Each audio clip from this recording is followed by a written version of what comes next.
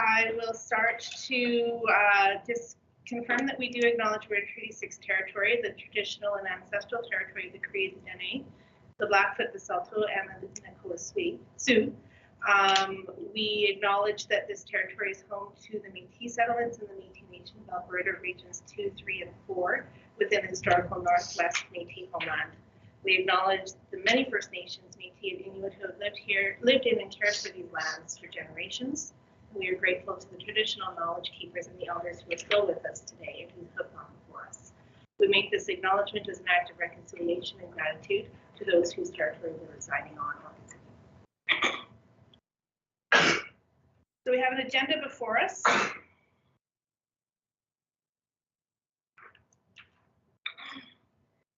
Anyone has any notes to make changes, let me know. Just put 9.2 911 funding agreement.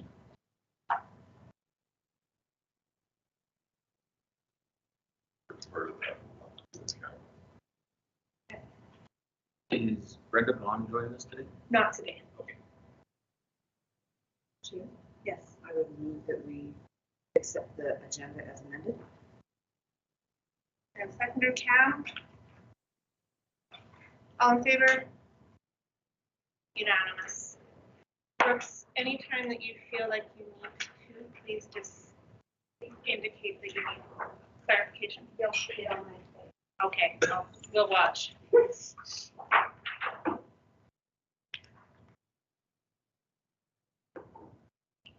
All right, so minutes from last meeting. Any amendments or changes? I take it, Elaine, you're not worried about your Larson if it's inconsistent, or is it? All I know is the days defeated the Swedes repeatedly. All right, so. Or that's what my husband tells me. Okay. So you're Owen.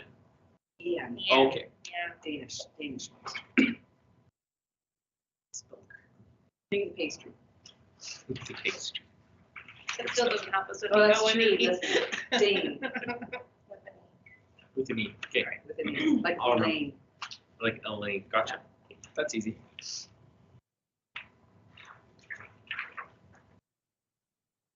Any corrections that anyone sees on the minutes? We worried about typos? Sure. What do you got? 10.3. The evaluation committee will consist of Commissioner Beigsley and so we're Larson. All right. I don't know if that's a big. Well, your name's not spelled correctly there either. Penstrome. I did notice that actually. And then we've got the ON on Larson there. Oh, just a bad sentence altogether, but that's okay if you put it in one spot. It's easy. Okay, so we have 3 spelling amendments. Anything else?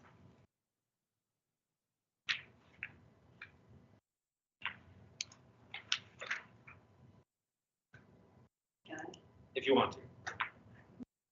Chair, I'll move to adopt the amended past agenda or meeting notes, sorry, minutes. Brooks, he's moving to adopt minutes as amended. That's what I was trying And to do. Elaine is I'll second it. seconding. All in favor? All right. No presentations today. We'll move right into reports. So Chief's report is in the, I didn't say Chief's, honest. The Chief's report is in the package. Do you want to just give us some highlights, Chief? And Sounds good. Just under budgeted items and refer to the actual to budget.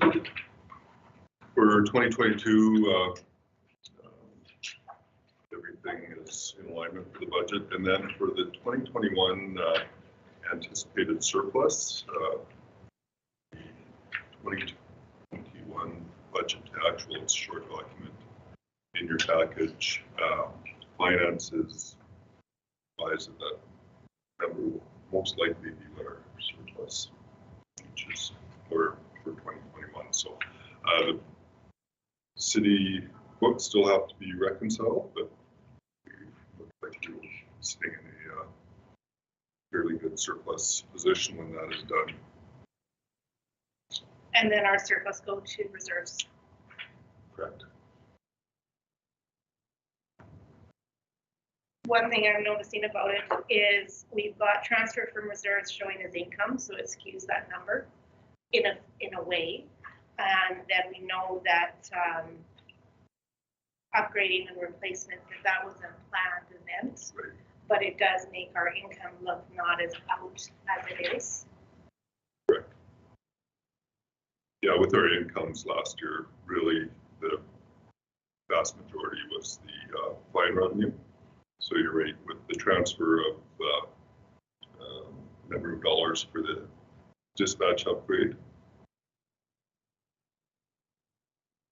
revenue looks better, but then the expenses have a significant budgeted expenses.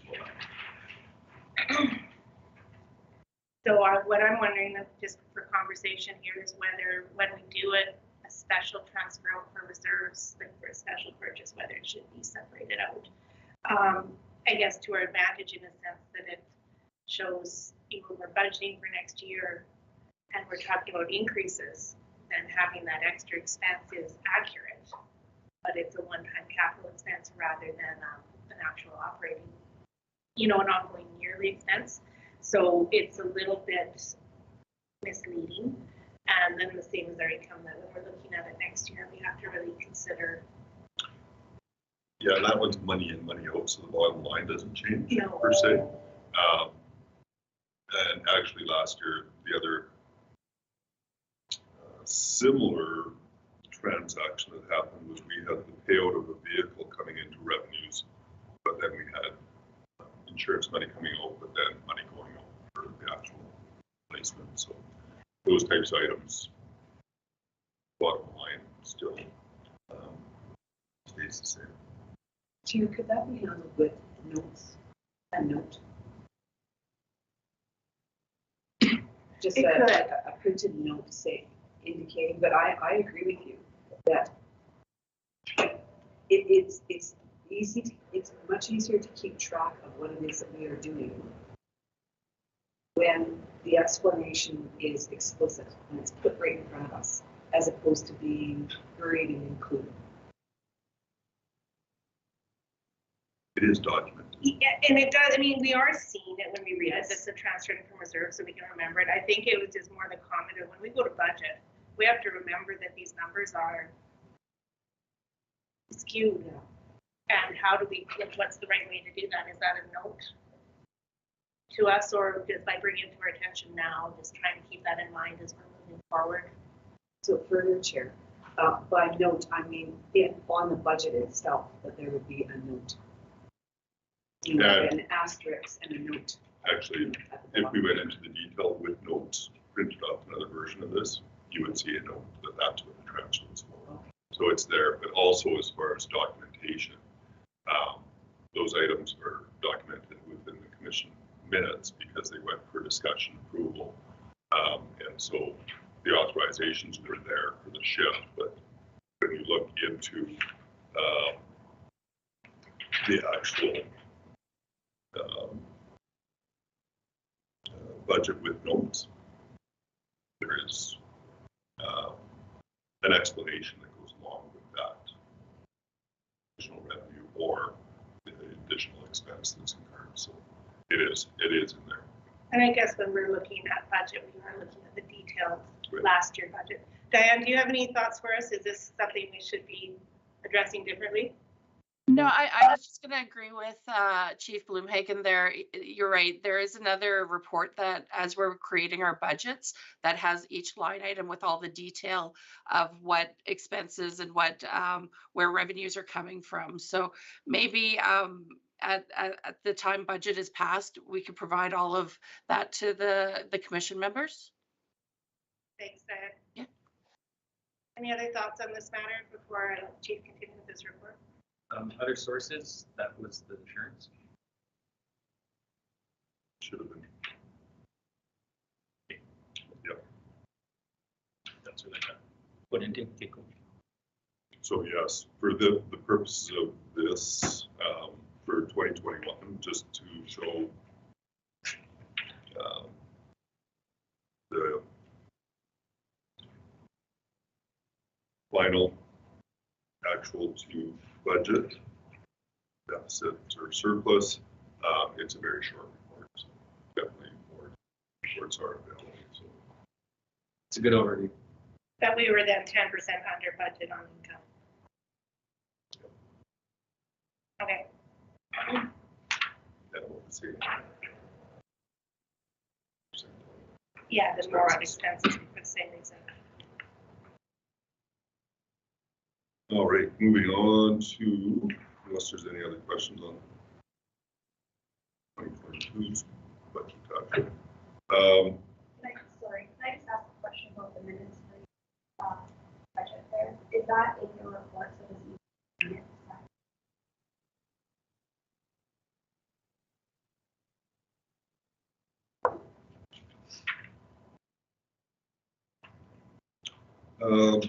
Just going through professional standards. As reported last month, we would have a human rights complaint reconciliation meeting March 10th. That has gone forward, and that matter is concluded. I can give you more details in camera on that item. And then turning to PCD, Commissioner Kulak received his first complaint the other day. However, the complainant hasn't provided a statement at this time, so we're awaiting that. And we did meet and go through some PCD training.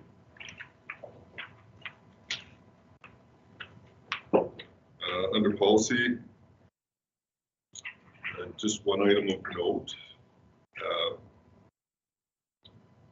With our members in acting time and contributions to the Special Forces Pension Plan, the city was required to implement a policy dealing with acting time as part of the pension rules. So the city has done that, and notification has gone out to the members on those contributions. So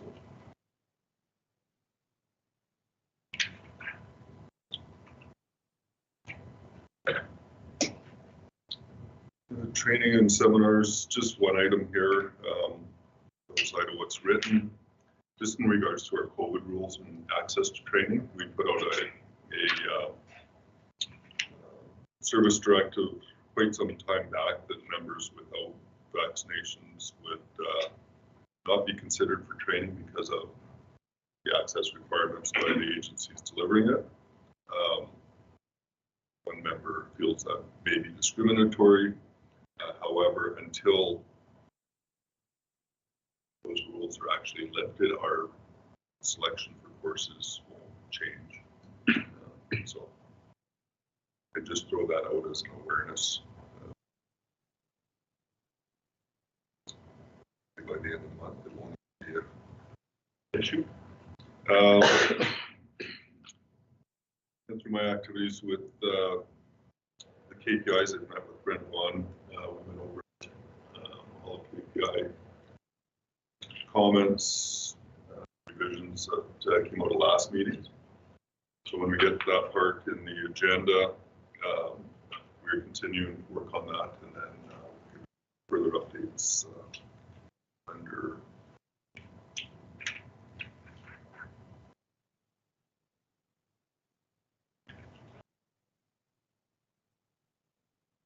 finalize recruiting for our 2 member vacancies. So those 2 individuals have started their training in Edmonton as of March 7th. Just moving down to fleet, we're leaving a call a number back into a post with our newest fleet vehicle, $6,500 damage. That resulted in a $1,000 insurance deductible for us, but the vehicle should be finished being repaired today. Under the facility, they reported on $30,000 in HVAC solar issues that I identified. The city's going to bring in a consultant to look at that issue, but I've talked to CAO Gowdy as well, and he's of the opinion that as the building belongs to the city, they should carry the cost of those repairs or whatever resolution comes. So consultant will be coming in the near future to look at a long-term fix, and once we know what the actual bill is, then remind Leo Gowdy that he promised to make payment. So Did we not have an issue with this in Constantly. the summer last year? since 2016. Okay, fair enough. Actually, there's and that's part of the problem is they were trying to fix Something the system that fixes haven't been working, so it's been continual. So bringing in a consultant to look at the, I don't think it'll be a replacement for that price. I don't know how big this HVAC chiller is. And then the human resources, I'll get into that in camera and just provide updates in regards to that. And with our third-party criminal record checks, we're actually, our numbers have come up fairly significantly the last 2 months. And if they maintain that, we should exceed our budget projections for the year. Continuing to monitor that. Report, unless there's any questions.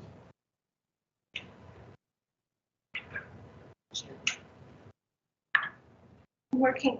Excuse me. I do note that our non-Irish chief has created not 2, but 3 extra. Your last line. Has he really? Look at the end, under info.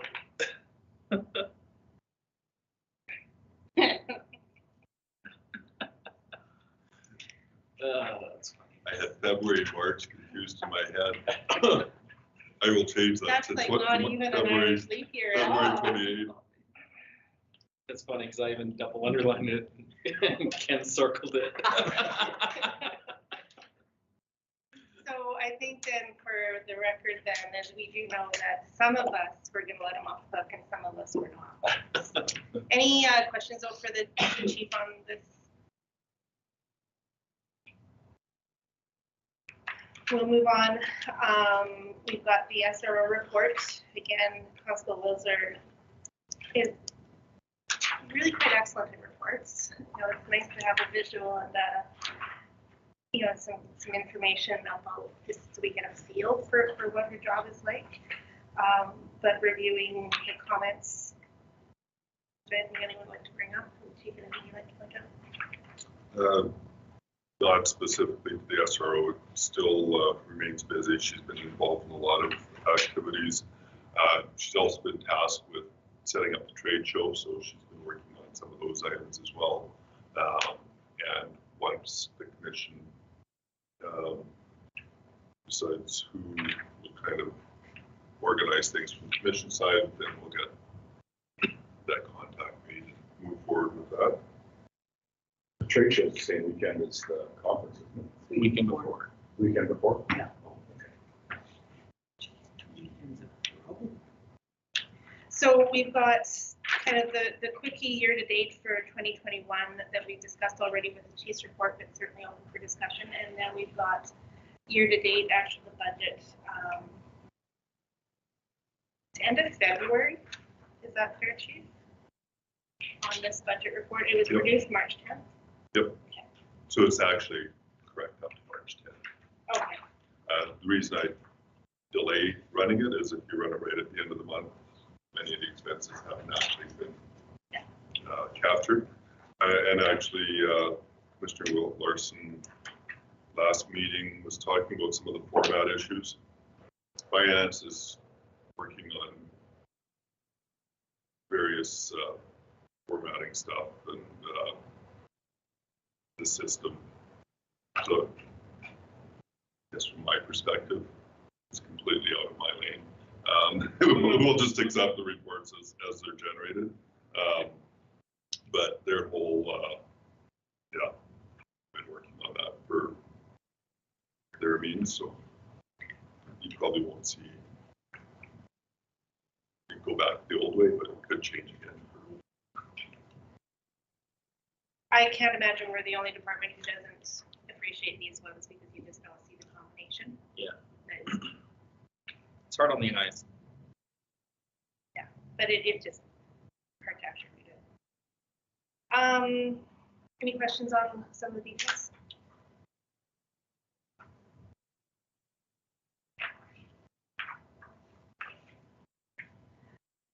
Public Complaints Director Report. Commissioner Kulak, thank you again for taking on that role. How's it been? Really good to have a little training session with the chief and the staff, sir. On the first complaint, so it was kind of an eye opener on the other side, calming him down because he was out of control. Nice. By the end, he thanked me for my time and called him back after I sent the email before the complaint. This is the most action I've had from somebody from the police force in years, he said. I've also looked at how easy it is to get information on latent complaints. On Google, it goes straight to the city of Lacombe to that website for doing a complaint through an email. Through the province, it does the same thing plus a phone number for myself. So it's fairly easy just with a Google search if somebody's interested. It's all there. So there's no, I don't think anything needs to be looked at for getting information if someone wants to lay a complaint. Good, thank you. That's reassuring because we were concerned about whether we were out there. When you do Google and you hit it, it goes straight to the website or the page for laying the complaint with filling in the brief statement, contact, and it comes to the complaints. So on the city site, it doesn't necessarily give your phone number. No. Okay. The provincial one does have the cell number as a contact. What are your thoughts on that? I'd rather have the email because I shut the phone off at night on weekends and all. Yeah. For long-term position. No. And looking, I tried leaving a message. It doesn't always leave a message. I'm not sure what's wrong, but it's just me. I think the website does it best when it comes to the complaints email. Anyone else's thoughts on phone number on the website? So is that the City of Lacombe website or? It comes through the police commission side. But even if you go on the Lacombe Police, the lay complaint, it switches over and brings up that web page for the commission. So it's easy to get to. Yeah. There's a few paths. So. But it's fairly simple. I was surprised how quick it is going straight to the page to vote. Well, really, if somebody's got a complaint, they're gonna look, they're gonna find it. Either an email or come here to. Yeah, exactly. Hey, just Google Lacombe police complaints. It comes up with the office number. It's not emergency one first, which is, I think, is good. But underneath, it comes in this commission stuff. So pretty simple. Perhaps those depends on the use official. Ooh, oh, guys. Why do you spell my name wrong? How do you spell that? Deceit. You told us to. Usually when I do a takeover order, they say Kim. This being the way I found it. I got distracted about the unfinished joke. So with how do you say, the people always ask me, how do you say my name? It's Dion. That was his big line, instead of trying to figure out how to say it. I guess what I'm wondering about is whether it shouldn't have the phone number instead of just email for those who just don't maybe have the ability. But I think that it's quite fair to say between the hours of 9 and 4 o'clock on that you absolutely don't need to.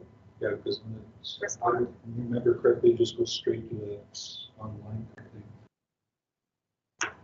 So if you're on the commissions one, it has your.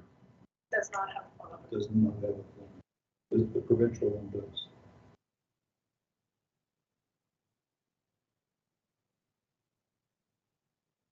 And Yeah. then does your message indicate that phone hours are Monday to Friday and set your time and 10 to 2? I don't care, but You mean on the phone for the Yeah, message? yeah. I just left the generic one with my name. okay, I'll try to get back to you as soon as I can. okay. I didn't want to give a specific time. That's what you're talking about. That's okay. Any other questions for the PCD? Unless you want to, on that page on the left side, there's some writing or contact by cell number. Change it to, I think. Diane, just, I think Ross used to update the commission's website. And does that.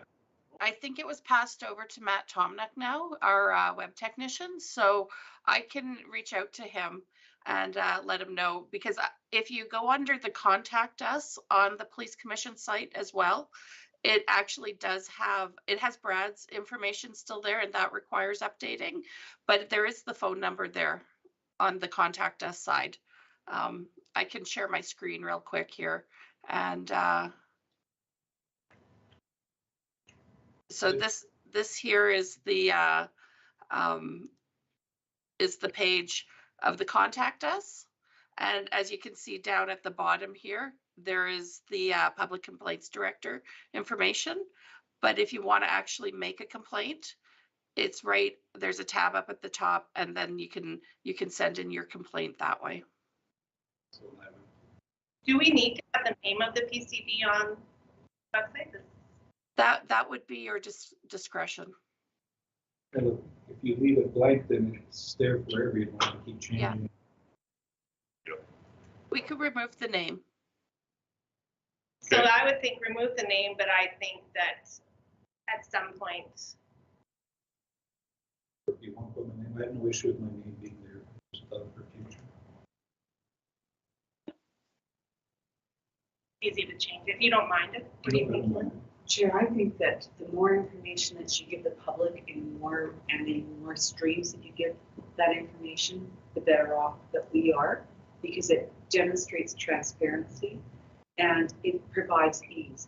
So typically a person who is looking to complain is already ruffled. So the easier it is for them to find the information that they need and to have some personal attachment to it, a name, a number, the better I think we are served. I agree with that. On the reverse side of that, there is value in not putting the name forward. Dealing with volunteer positions, and the same reason we implemented the cell phone for the PCD was there are some safety and security concerns for the PCD. And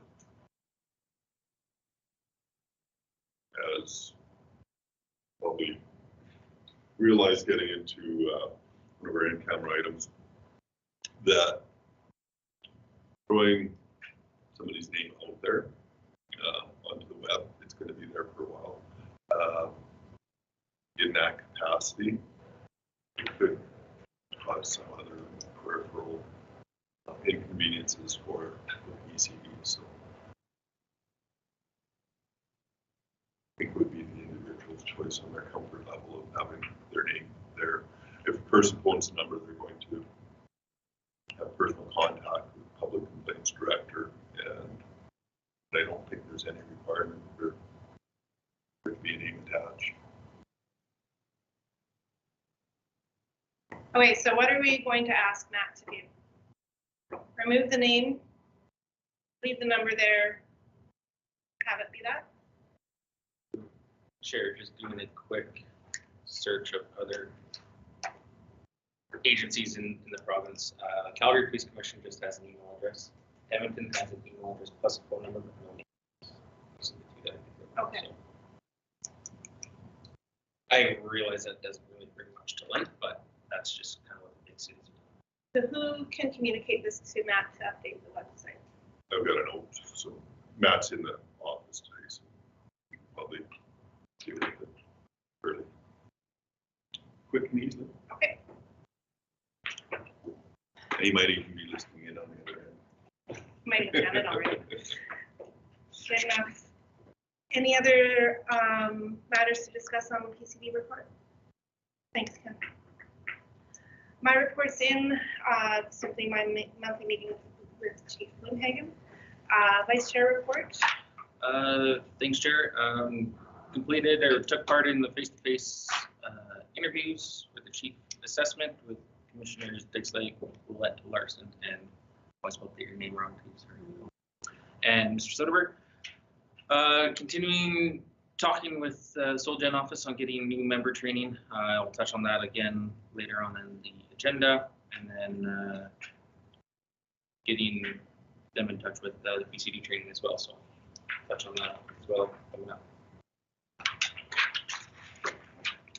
Thanks, Ken.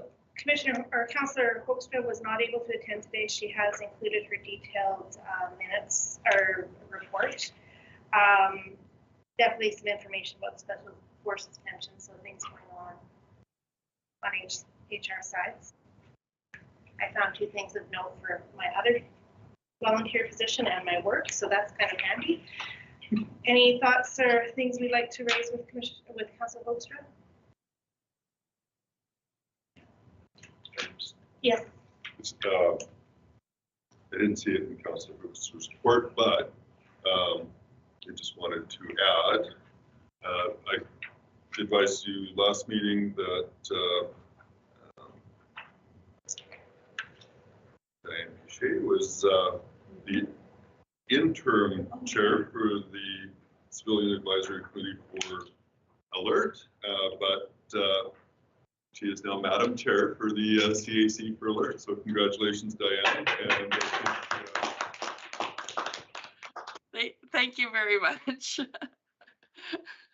Thank you. That'd be really interesting to be a part of, and it's nice to have our community involved so heavily.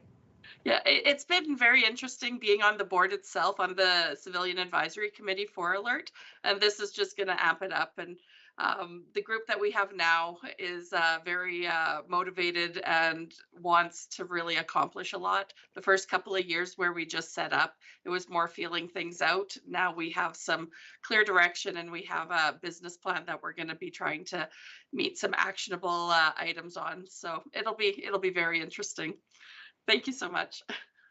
I believe CEO Audi was putting out a press release on that as well. So just an email. That's that email to all of us. Good. All right, unless there's any more comments on the reports, I'll accept a motion to accept reports.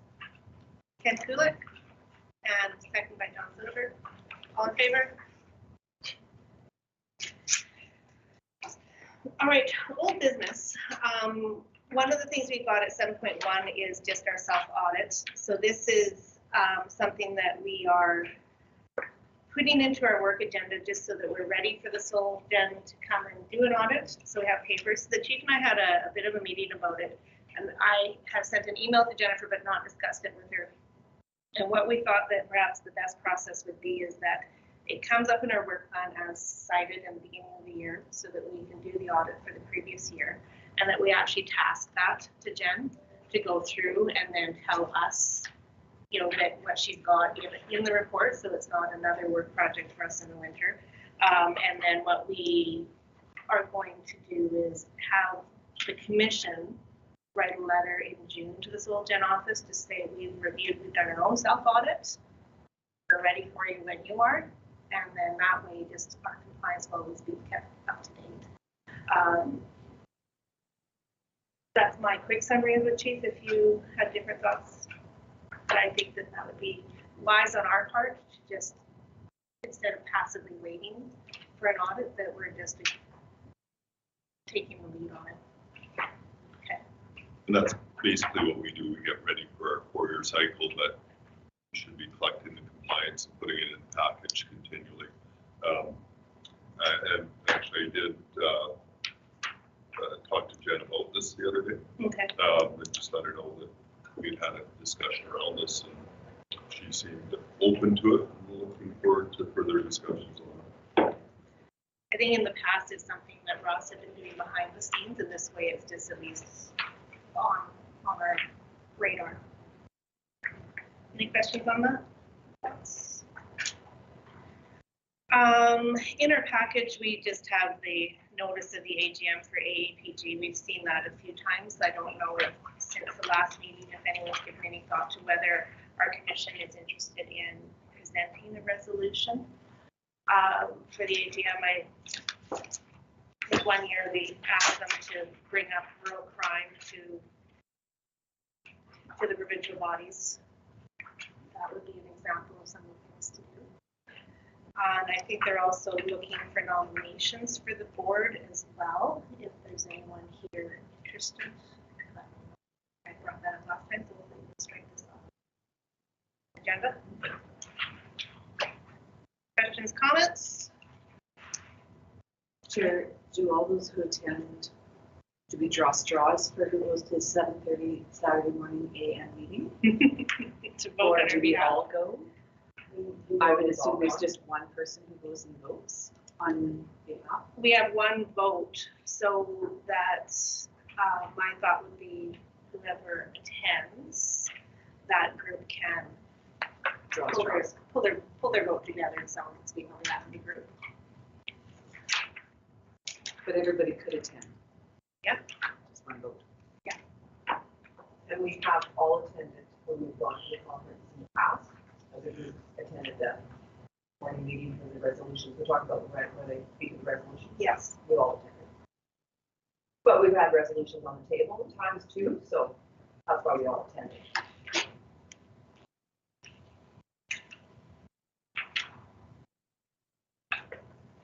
Um, 7.3 is trade show attendance. I just sent out the sign up form. Trade show is April 21st, 22nd or something. Let me double check. 22nd, 23rd. We have 6 slots and already people are signing up. Beautiful. Beat you to it. Well, I have limited capacity to attend. 'Cause Well, you know, and I if do you can't, Nora you every cannot. Friday. Yeah. Thanks for that, Sonia. Yeah.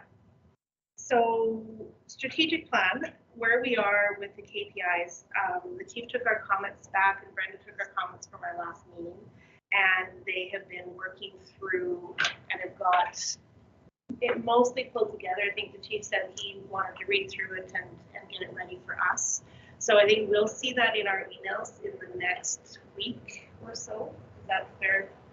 And what the chief and Mrs. Vaughn are asking is that we take a look at it within the week of getting it in our emails, just so that we can have our edits and comments back, so that they can present it to us for hopefully approval at the April meeting.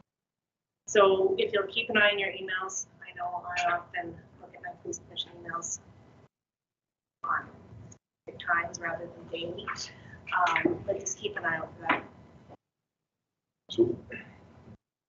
So what is she sending us exactly? So last meeting, before the last meeting, you went through Yes. and there was some changes to be made. And one of the big And what is changes, this document called again? The KPI. KPI. So the KPI is really the reporting structure for it's in alignment with your strategic plan. So whatever we put in the strategic plan as our priorities, KPI is going to basically give you all of the reporting information at the end of the day and create some structure to that. So you got a draft document previously, came back to the commission last meeting, it was reviewed, recommended changes, but one of the significant changes was the format. Came in more of a narrative document instead of a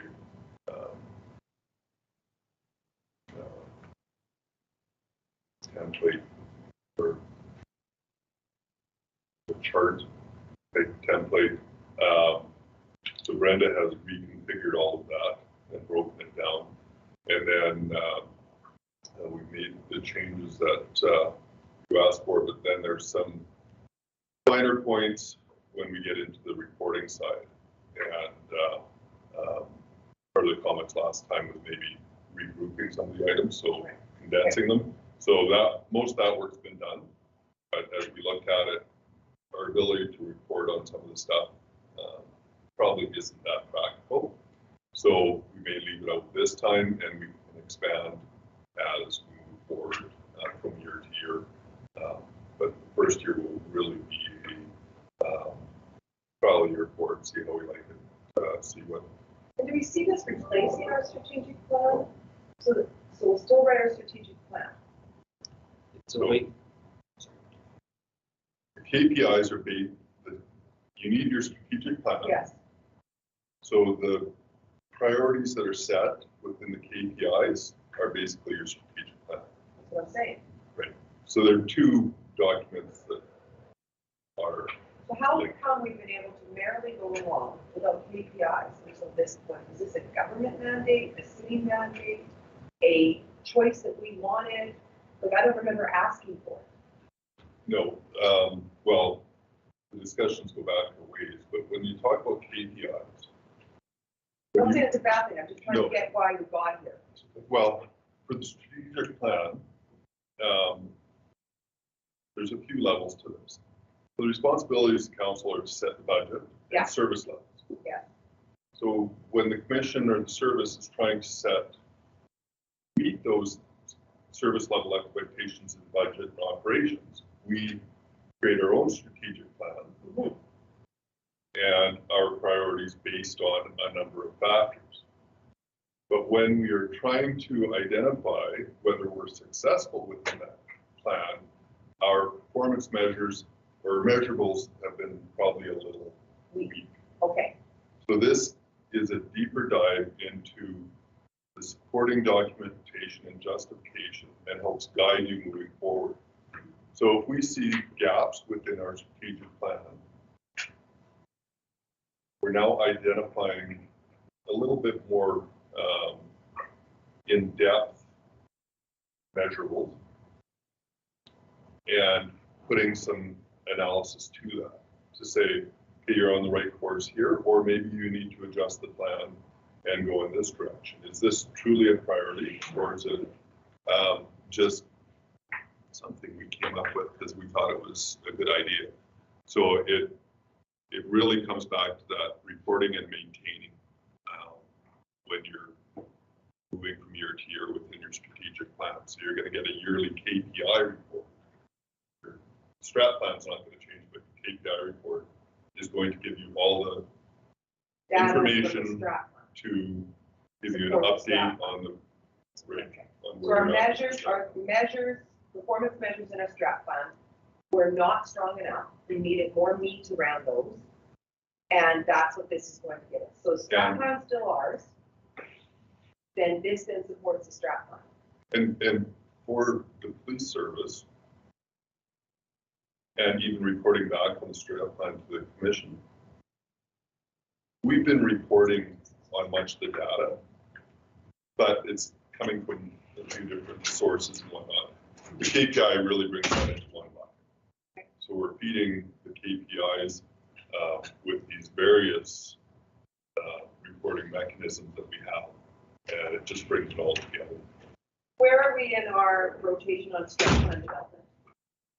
That's part of this process. So we're ready to write a new one. Or, So because we normally have a meeting where we write the strat plan, where we get together to write the strat plan, right? and that happened. Right. So, but it hasn't How been long, lots finalized. of times we make it a 2-year and 3-year strat plan. with That's more all than- part of this KPI process. Gotcha. So they're being developed simultaneously because you can't develop your KPIs without having a strat plan. So when Brennan is done, you're going to get both. So now my next question is, we're gonna get both. Where do the members play a part in development of the strat plan? And and I bring that up just as a hint of what to come is maybe to come in our conversations around evaluation and performances. Can we involve them in some way? Can they take a look at it? Is that something that you normally do? Or do we just as a commission with the city create the strat plan? Down the road, is there some way we can involve the members in the strat plan development or feedback? There's always avenues for input, but a formal involvement, it's like the cities, you get input from the various levels. Yeah, And they aren't having direct input at the table, but they're getting input on a daily basis as to some of the priorities. But when you operationalize your strat plan in various areas, because some areas apply to the members, some areas don't, they're probably having more input in how it's operationalized than how it's truly what our higher level priorities are than the grassroots operational inputs that you're going to get back from the membership. So there is input that comes in, but are they involved in drafting the document? No. As far as the reporting goes, the reporting, much of it comes from our annual report, which we will have for next meeting. Just a reminder. Thank you. Within the annual report, that report will change and look more in line with the KPIs as well, because that's your official reporting document. Much of the staff is involved in those processes as well, as Brooks can attest to. But, so thank you for that. So for us, we won't have the KPI meeting at the end of this meeting, and hopefully we'll be in a position to assess whether the next meeting we're ready to adopt them or on time.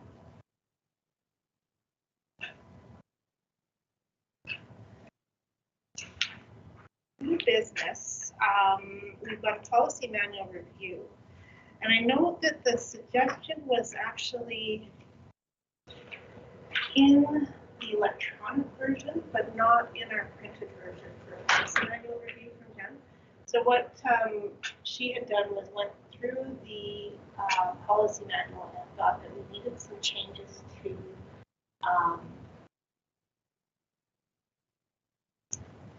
just the policy around storage of information.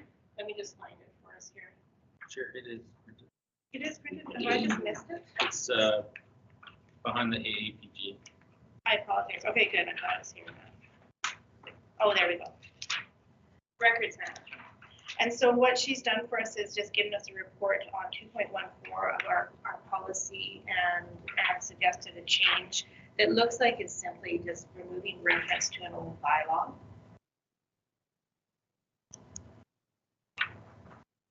So between number 2.14 sub 6.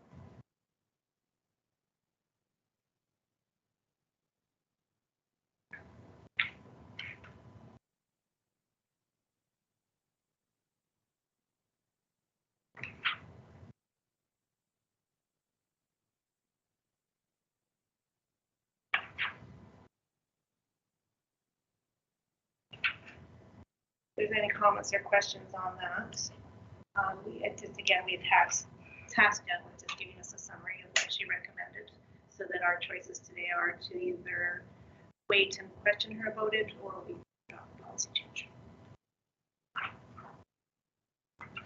Jen? Yes. I would suggest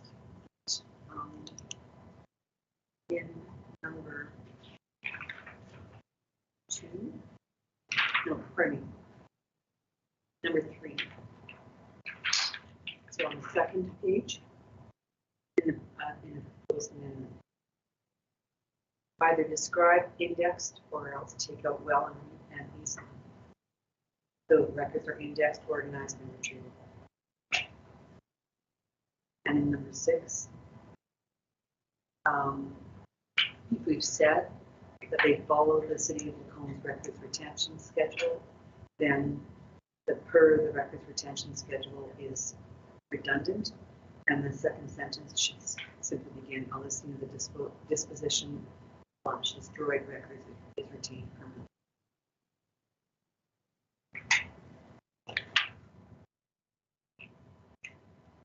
That said, I really like what Jennifer's put forward.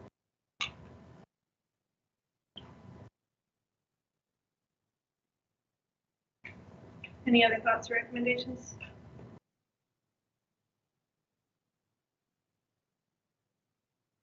Commissioner Williamson, would you like to propose that we adopt this change with your amendments? Certainly, Chair. I've got a record of the changes here. For you. We get a seconder on that policy change motion. Cam, all in favor? Passed. And on the record, thank you to Jen for keeping us organized on that. Now, she does have two other matters. One is she did want to add the land acknowledgement and the standing items into policy 2.11 sub 7. That's the agenda, right?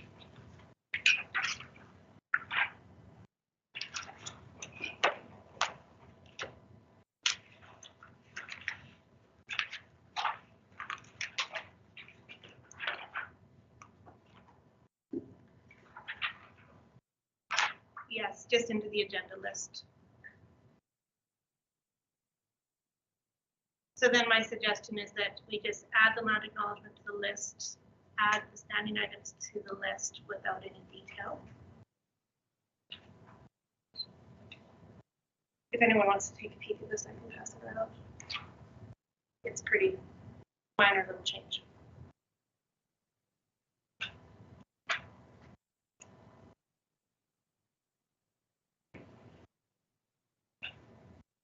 You need a motion. Do you need a motion? Yes, please. I think Cam beat me by. No, you can do it because I fumbled the last one real hard. So I need some practice on listening to parent legally. One, that we amend our policy manual to, by adding land acknowledgement and standing items to section 2.11. paragraph 7.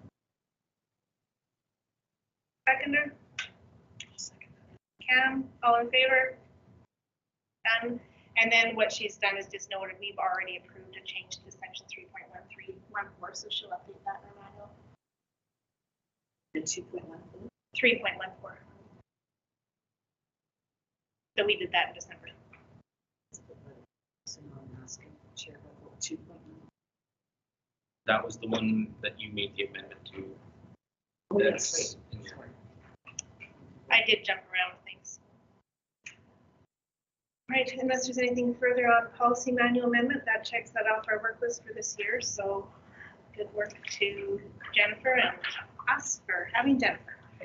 8.2, commission member training. Mr. Kenstone. That's mine. Okay, I'm just trying to pull up some training emails here. So chatting with Karen Popplestone. I guess I should have followed up. Did she reach out for PCD training yet? Perfect. I will get back on that. She is open to joining us virtually to do some commissioner training, and she just kind of wanted a group feedback of what we want to see for training. I told her we have 2 new members plus myself who haven't received any formal SolGen training. She did mention, you have none either. So she did mention that the online version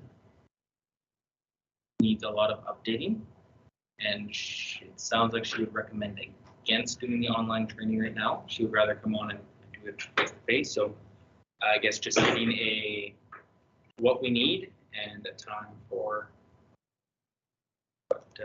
what's going on. So pretty much gonna go over roles and responsibilities of the commission members and their authorities under the act, and then engagement responsibilities is kind of her thought process, and I'm thinking we're probably gonna be okay with receiving that training unless someone has an objection to it.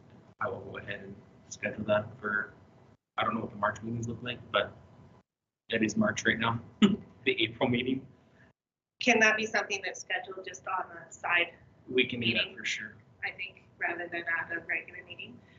One of the things I'll comment on is when you do go to the AAPD, they will have a full session as well. Right. And I recommend both, but because they'll both say different things.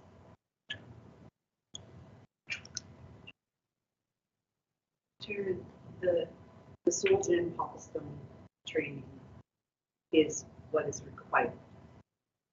Correct? The AAPJ conference training is an addition, but the soldier is a requirement.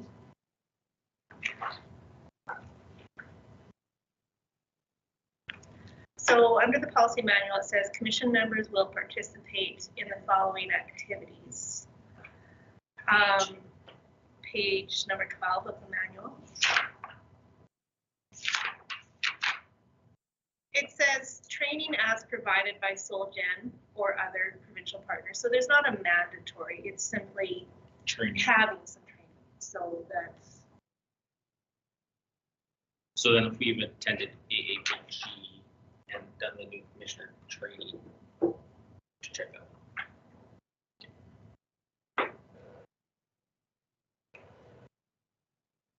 it's interesting though, our policy says that once per term.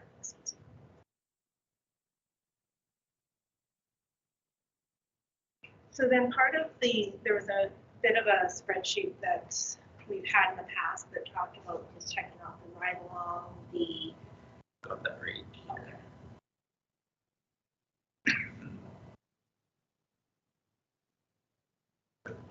That.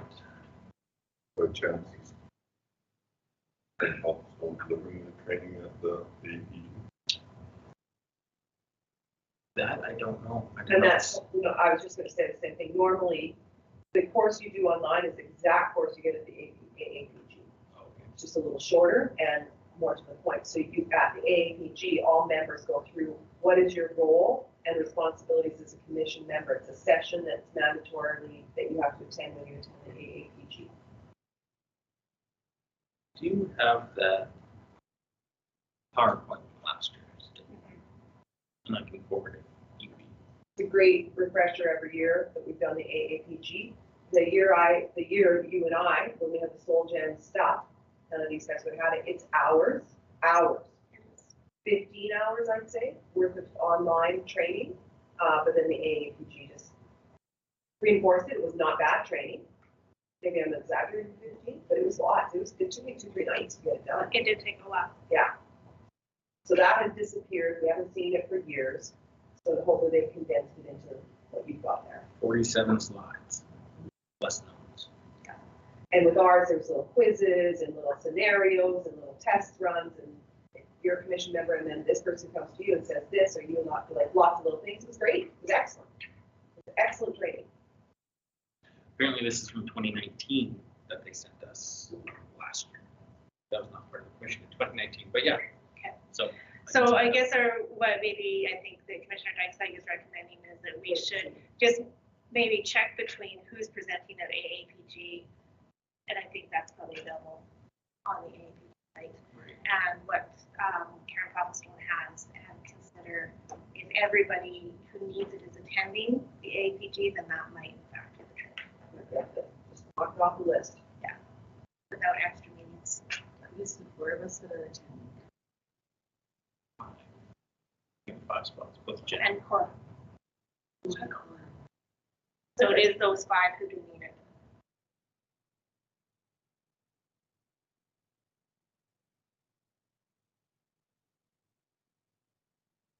Actually, hopefully Jen should have your commission wear by. Open for the trade show. Yeah. It makes an executive decision Yeah. on color. Perfect. That's good. We don't mind Good that. to said better. Someone did it, yeah. Okay. Anything else then, Cam? That is kind of everything.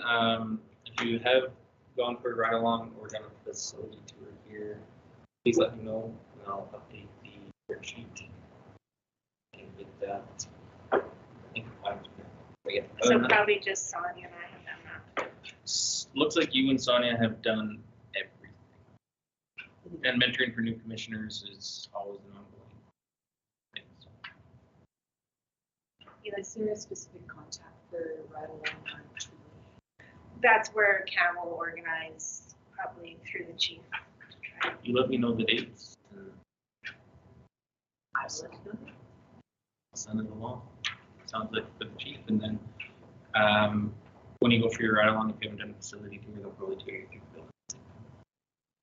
Is there a time that, I know I did mine on a Sunday morning, got to see how many officers got to stay at the hospital on mental health calls that day. A lot of officers. I want to do a Friday or Saturday. See, I don't know. I just think that's actually. Is that open? Go that? Sure. Okay. Yeah, as long as we have enough members and,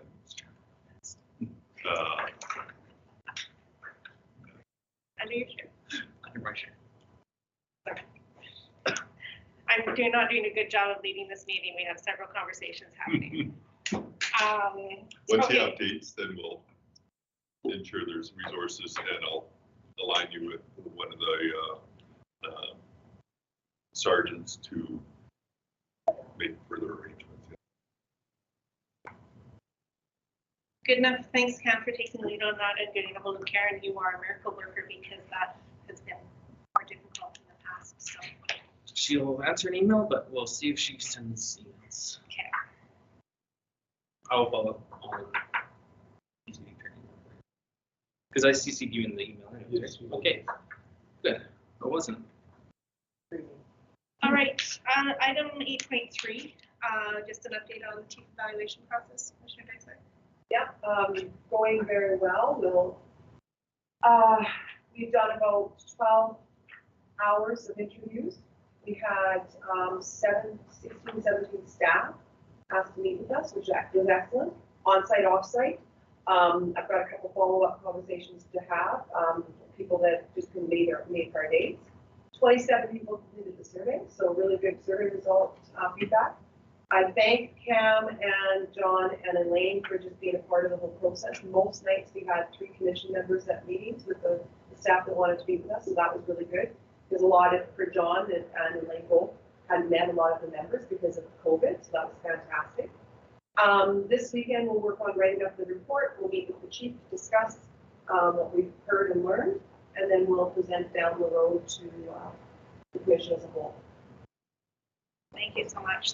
It's a big job, and very much appreciate your time on that. I know that I think the survey is open until the 18th of March as well. Yeah. Okay. That's right. That is tomorrow. Mm-hmm. Yo, where's this month going? Where's this year going? All right. So moving on to item 8.4, if we're ready.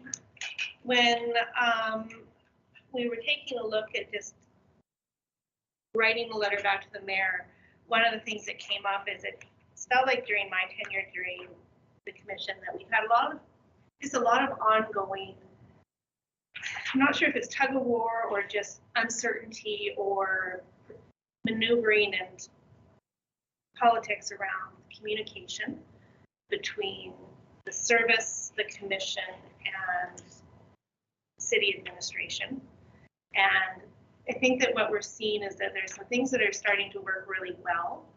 And I think we've made a lot of improvements. And what I would like to do is initiate a conversation about creating some kind of a formal understanding between the service, the commission, and the city about the confusion between who works for who's in charge of who talks to who.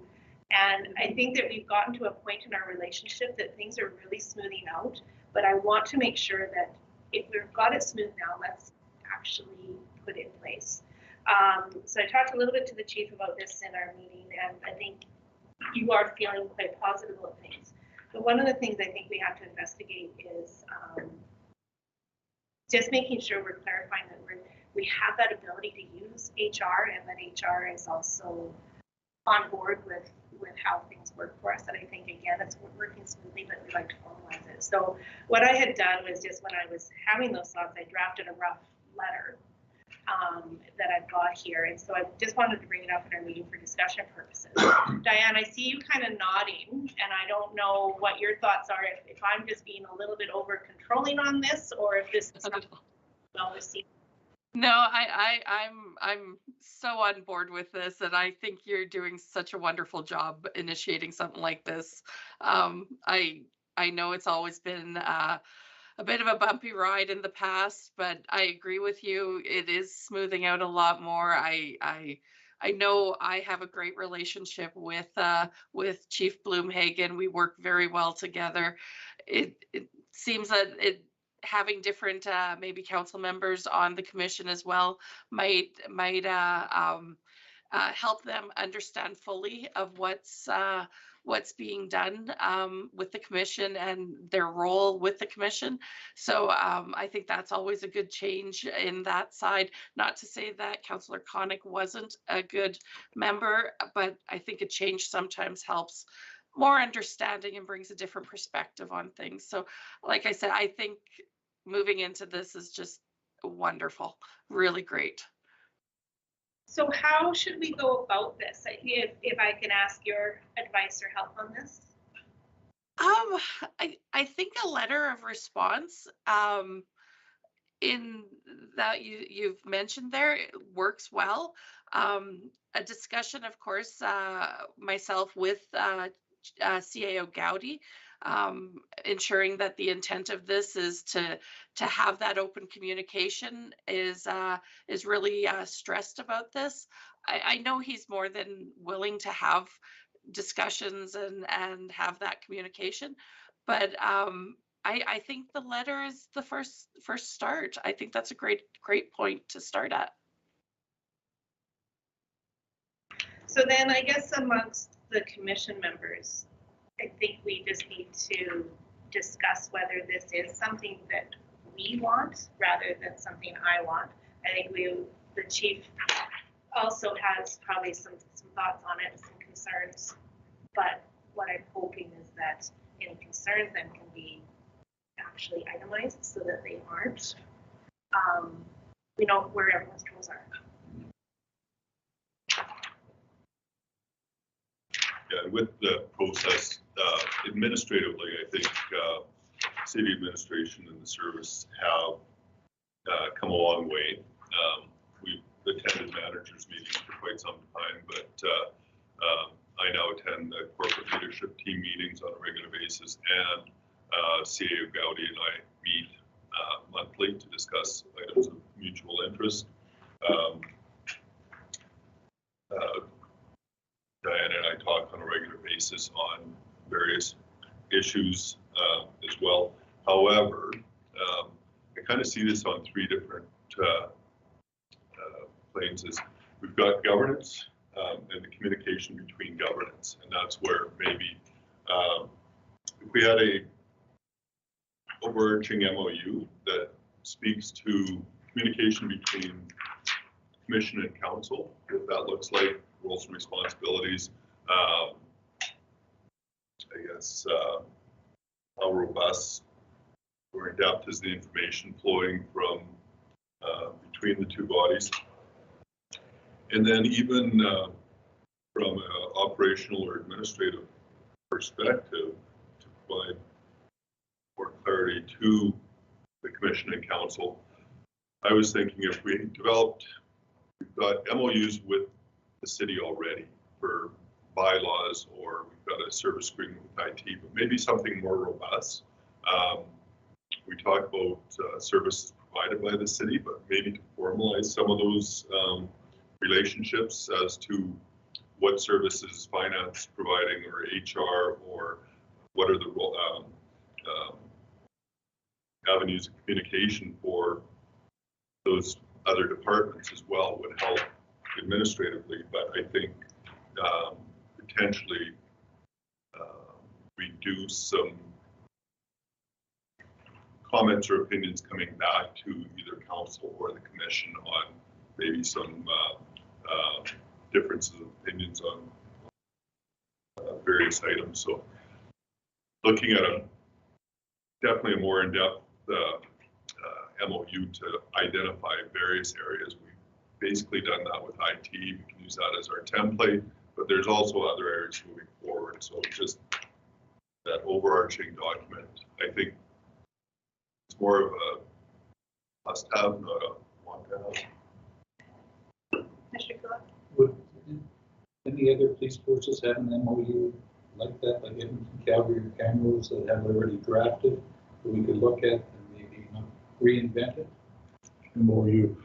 Member, Memorandum of Understanding? Oh, yeah, I kind of wanted to add I don't know if they have a document that's all encompassing as what I'd like to see, but I can ask. I know that there are, similar to what we're doing, is in specific areas, Edmonton with WCB and HR matters has agreements that kind of span into city HR, what their responsibilities will be in some cases, and even extends to WCB and accommodations for returns to work and that type of stuff. And then they have another agreement with finance. I just thought there would be a document, they would have an understanding how it works or it doesn't work. And we can work off that or build a foundation. Based on recent conversations that I've been involved in with the potential formation of the Alberta Provincial Police Service, that is one of the gaps that has been recognized with Edmonton, Calgary, Medicine, Lethbridge, that nobody currently has a really robust MOU that would cover all the areas. But moving forward, that's something many recognize the value. so we can forge a path perhaps, but it doesn't have to be complicated. And I am kind of looking at this, that we might initiate this conversation, but throw it onto the city a little bit, Diane, just to help us get it started. I don't know that it's something that the commission members need to strike a committee to spend hours on. I think it's one of those things that we'll initiate, try to. And I was going to have it added to the agenda for my next meeting with CAO Gowdy, and on a variety of areas, Diane and Matt and I are involved in a number of discussions in this. We can throw on that agenda and decide who's going to do all the work to get it done. So if I can get permission from the commission, is I'm going to take my letter and cut out reference to the employee survey, and I'm going to cut out some of the details on human resources and just say these are some areas identified without any detail, and just initiate that letter. And I think appropriately, does that go to you, Diane, or to you and CAO Gowdy? I would address it to both CAO Gowdy and myself. He should, I would expect that he would be the main contact for that, because then he will take that up to the council. The other thing I was just going to mention as part of our strategic plan in that council was there is going to be a review of the Municipal Police Commission bylaw. And I believe that's supposed to be set for this coming year. And that might be an avenue to start looking at, as where maybe we can do some maybe joint consultation as to how it's reviewed. I don't know what changes at this point would be put into place there, but that might be something that we address as well, and that there's maybe joint consultation on that. I would hope so. I would hope so too. Yeah. Within this whole realm, I guess gauging when to move things forward and not, especially when you reference the Police Act and changing any type of commission policy. We know the government's supposed to release something on their Police Act review. Okay. In the near future. Don't know whether that's going to be put on hold as they do the whole APPS review, but in many arenas currently, if you move forward with a lot of changes that are in direct relationship to the Police Act as it stands, that whole area around police governance is probably going to change somewhat, because it was a huge item on during the entire review process. So just to keep things in alignment, that's definitely a consideration that everybody has to keep in mind. That we don't develop something we're going to have to change in the next year. All right. Any other comments or thoughts on this? Chair? Yes. Then would we be looking at fleshing out our policy with regard to communication? I think in terms of probably, if you know, as things evolve, if we need to fix that. Any MOU can be an appendix to the current policy or minor changes to the policy. Thanks. Thank you.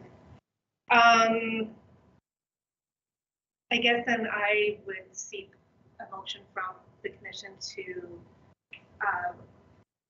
give me direction to send a letter initiating this request for the MOU. John?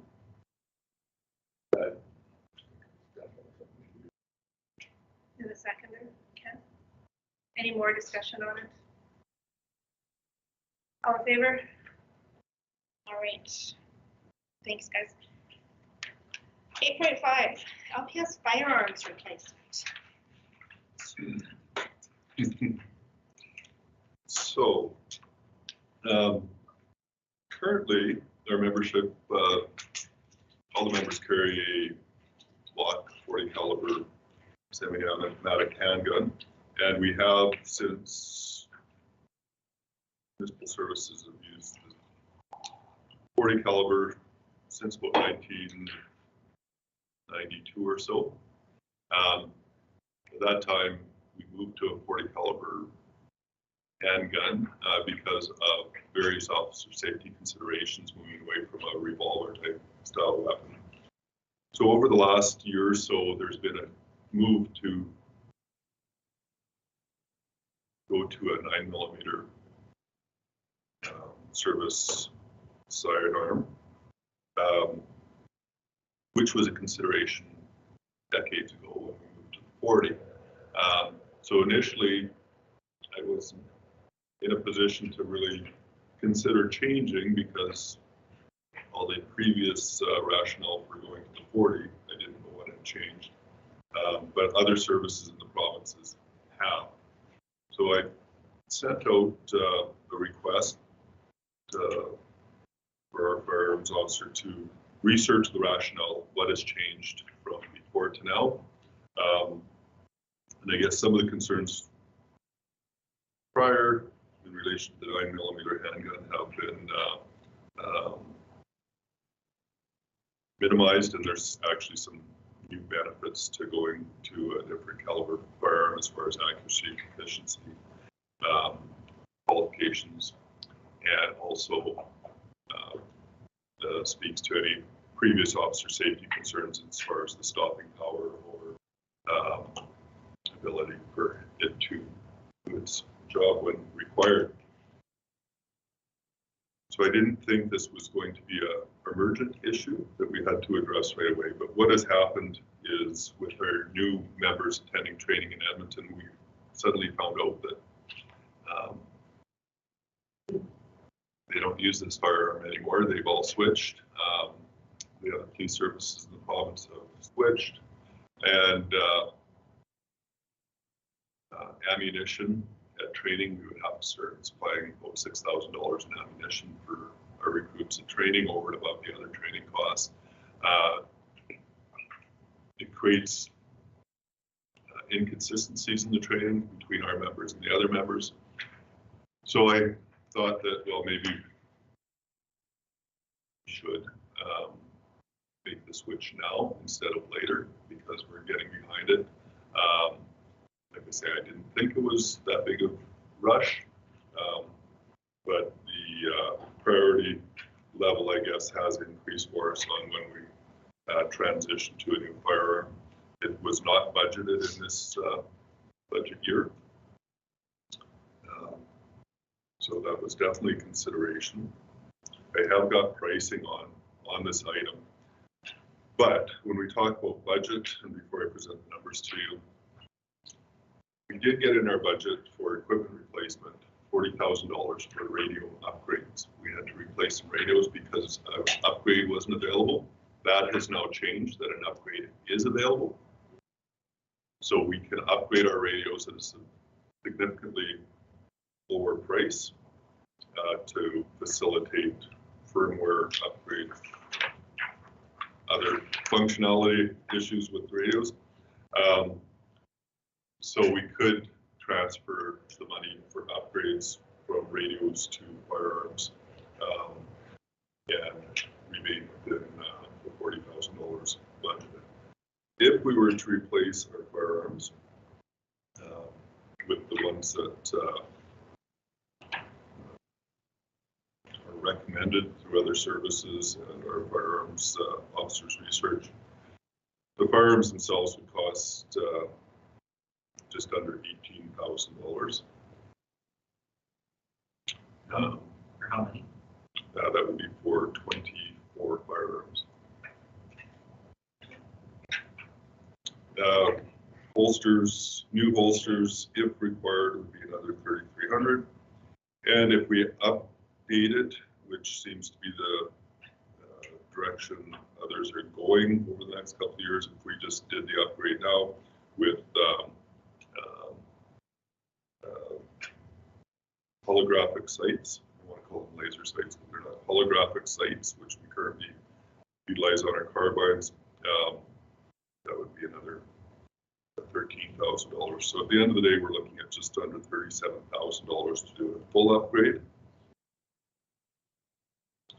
We actually do have already $8,000 in our firearms budget that we could add to this. So between the other replacement dollars and what's already in the firearms budget, we would have the funds to do a full revamp in this area, or at minimum, we would just replace the firearms as is, the cost of $18,000. What cost would be on training? So zero cost on training. So you wouldn't need to train the new members with the new firearm? Or the old members. They're going to, yeah, the old members. And the old members, pardon. Yes, we do, but that would happen during our annual. We would align it with our qualifications, our annual qualifications. So we would do a transition from one firearm to the next because of the same manufacturer and the same Okay, that's what I was gonna ask. functionality. Okay. Our current firearms instructors can Would deliver be that able to do it. transitional training.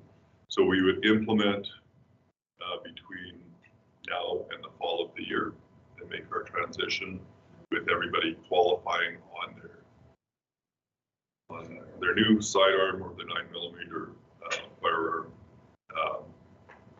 in alignment with the annual qualification requirements. Who manufactures the nine? It would still be the Glock, same manufacturer. So that's why the training is easier.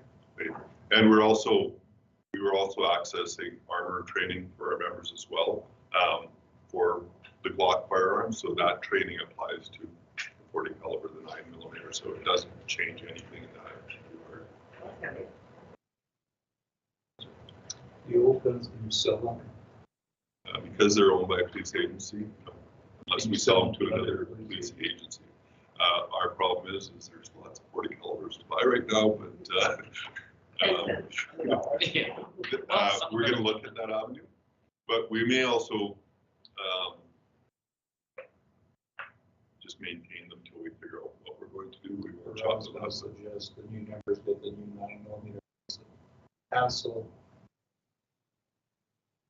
But because the new members are going to be in training for the next till, I think their field training will start in July or August. We'll start the transition period, and you're always going to have. There's also an officer safety if you have multiple members on the road with different caliber in case something serious happens. Yep. And utilize somebody else's ammo. That's a safety issue. What we can do there is we can 95. transition the field training officers early. But large service, small service, you won't get everybody transitioned on the same day. So there's going to be a transition period, but we can transition the field training officers before recruits come out and transition everybody else by the fall of the year. And even if our annual qualification runs over 3 shooting sessions or whatever, we can facilitate that. And then next year, everybody will be able to usually run 2 to 3 dates anyway, annually for qualification. So. Old inventory, ammunition, I guess ammunition, is the plan be to run that down to normal working standards, or is that something that can be also sold or transferred to another service? Yeah, good question. And part of the transition decision was based around, actually that was one of the biggest decisions, deciding factors for all police services, especially the large ones, is 40 caliber ammunition is, especially during a war, the availability of it is depleted significantly. And the cost is actually significantly higher than the 9mm. So our ammunition costs will go down by about 50% moving forward. But we can do a bit of a trade with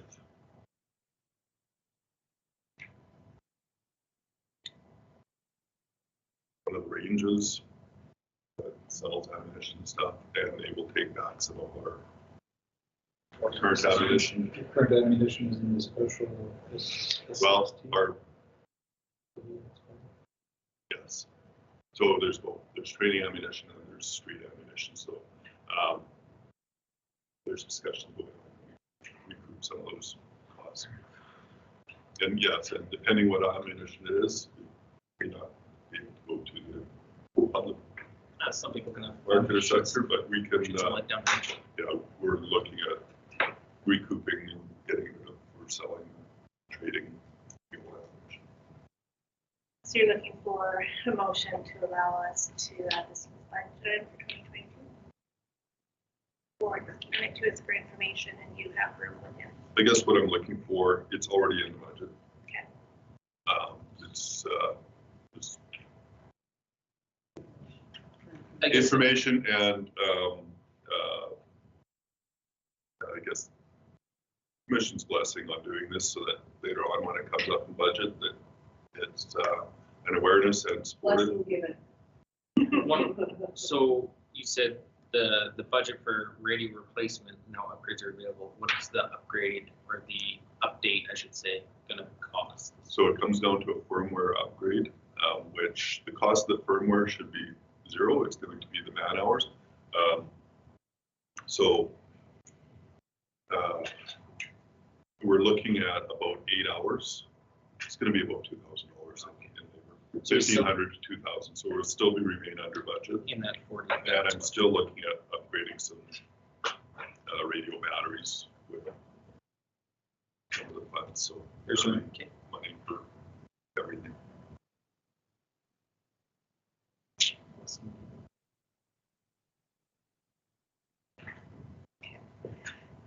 All right. In your package then, just on information, 9.1 was just the final letter that did get sent from there in response to his inquiry before Christmas. And then 9.2 for information, Chief, you had added to the agenda 9/11 funding agreement. Yeah, and for the Commission's awareness, there was a new budget or revenue line in our 2022 budget for 911 funding. So the minister has approved that funding, and the MOUs have come out for, I have signed that and returned it to the minister's office. Once the minister signs off, we will get our copy, but the funds will start, we will start receiving funds in relation to that in alignment with our budget amounts. Because that agreement speaks to public announcements or media releases in regards to some of the items, any further details, I have to go into camera to discuss it. All right, so moving on to standing items, we've got our work plan, and looking at March, we have completed our vice chair's report. We addressed that we are on top of the chief evaluation and self-assessments. And then the annual report, the chief has drafted. It was in my email inbox to get back to you with the letter, which has now been done. Coming up in April, as I look at it, I think we're on track. Is there any questions or anything concerned on our work plan?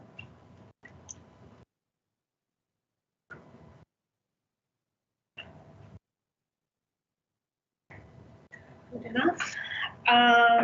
Standing item was commission member training, just Cam, so we've already addressed that, so leave that be. And then just to confirm, our next meeting is April 21st. So April, that last couple of weeks in April is going to be a busy time for commitments. But we also have things that we still need to do, so I don't suggest that we postpone or skip this meeting. But thanks for volunteering. Which then gets us into the last item on our agenda, which is moving in camera. I propose we have a small break. Sounds good.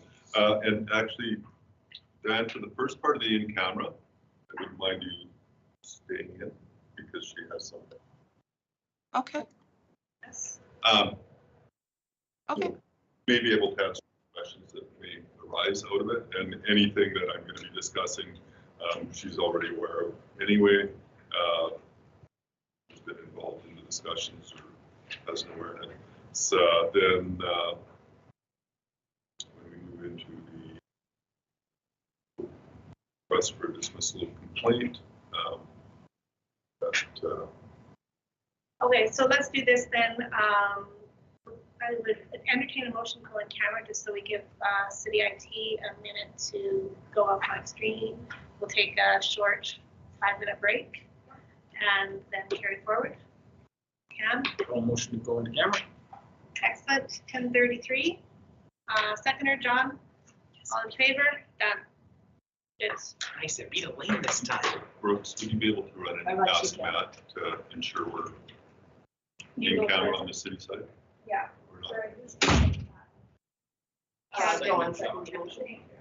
I did forget to give everybody a copy of the city quorum arranged for the city strategic plan that they brought. Oh, okay. Very good. Available to us. Diane, I'm just going to mute us until I know we're offline.